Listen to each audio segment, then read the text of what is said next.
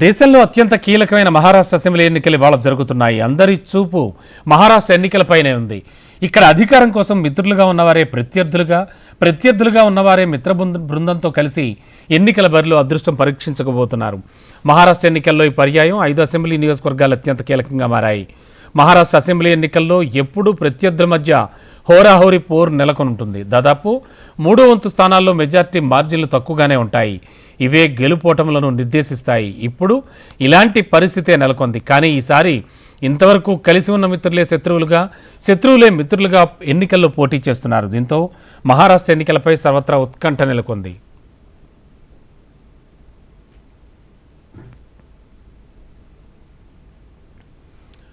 మహారాష్ట్రలో 6 జోన్లున్నాయి. ఇందులో విదర్భ, మరాఠ్వాడా, ఉత్తర మహారాష్ట్ర ఆర్థికంగా వెనకబడ్డాయి. ఇక మిగిలిన ముంబై, ఠాణే, కొంకణ్, పశ్చిమ మహారాష్ట్ర ఆర్థికంగా మెరుగ్గా ఉన్నాయి. అయితే దేశంలో అత్యధికంగా మహారాష్ట్రలోనే రైతులు ఆత్మహత్యలు చేసుకుంటున్నారు. మరోవైపు దేశ జీడిపికి అత్యధికంగా వాటాను అందిస్తున్న రాష్ట్రం కూడా మహారాష్ట్రనే. ఇక ముంబై, పశ్చిమ మహారాష్ట్రల్లో 2 కూటముల మధ్య హోరాహోరీ పోరు నెలకొంది.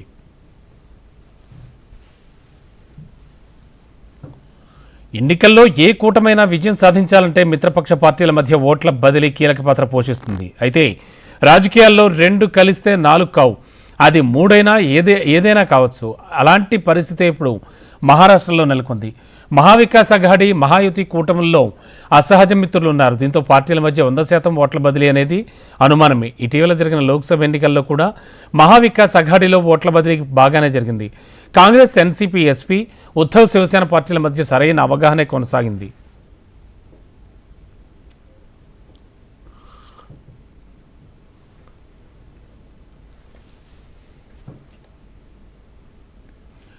ఈసారి మహా ఎన్నికల్లో మరాఠా అంశం కీలక పాత్ర పోషించనుంది. మహారాష్ట్ర రాజకీయాల్లో చిన్న పార్టీలే కీలక పాత్ర పోషిస్తూ ఉంటాయి. వాటితో పాటు స్వతంత్ర అభ్యర్థులు గెలుపోవటంలపై ప్రభావం చూపిస్తూ ఉంటారు. ఇక రెబల్స్ ప్రభావం ఎలాగూ కాదనలేని అంశం.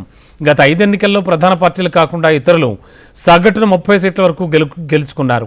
25% వరకు ఓట్లు సాధిస్తున్నారు. ఈసారి సగం స్థానాల్లో 2 కూటములకు కూడా రెబల్స్ బెడద ఉంది.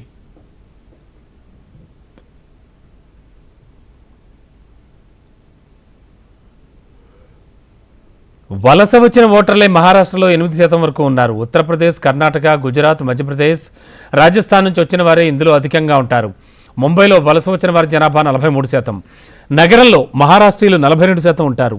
19% వరకు గుజరాతీలు ఉంటారు. ఉద్ధవ్తో పాటు శరద్ పవార్ కూడా మరాఠా ఆత్మగౌరవ అంశాన్ని తెరపైకి తెచ్చారు.